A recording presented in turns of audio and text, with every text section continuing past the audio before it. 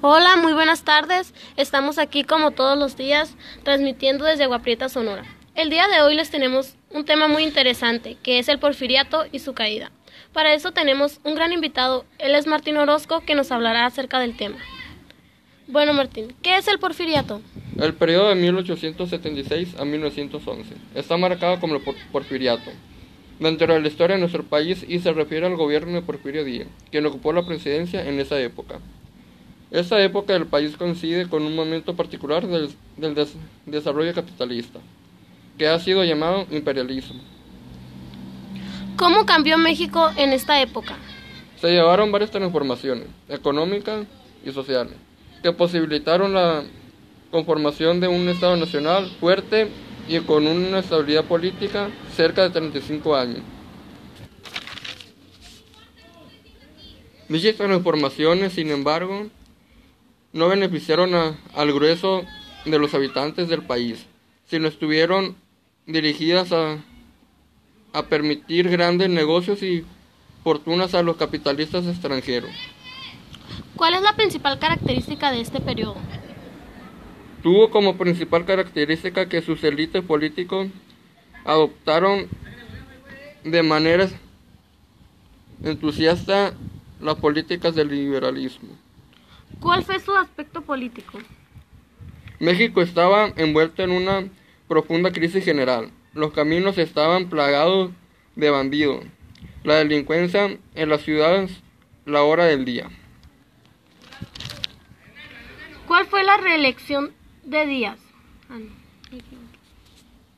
La reelección lo hizo ser el hombre más importante de México por espacio de 30 años.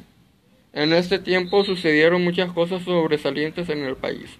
Se logró alcanzar la estabilidad política, se logró un extraordinario crecimiento económico, disminuyó la delincuencia y el vandalismo, casi desapareció como fenómeno social. ¿Cómo fue su aspecto económico? Para promover el crecimiento económico del país, durante su periodo general, promovió políticas liberadoras de la economía nacional y México. Mostró una gran apertura al capital extranjero. ¿Cómo era la educación? Durante el porfiriato, más de 10 millones de habitantes no sabían leer ni escribir, y las grandes metrópolis desarrollaron un gran índice de alfabetización. Ahora cuéntanos un poco, ¿cómo fue la caída del porfiriato?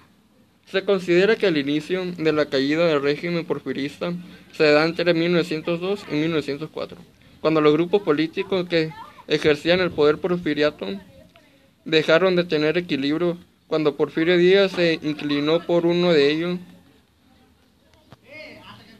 Estos grupos eran los científicos y reyistas. Díaz dejó la Ciudad de México en 1911, rumbo al puerto de Veracruz, donde se embarcó en el vapor Ipiranga, rumbo a Europa, donde falleció. De esta forma se dio caída del general Porfirio Díaz, después de haber gobernado el país por más de 30 años. Bueno, Martín, muchísimas gracias por haber atendido al programa. No es nada, gracias a usted por la invitación.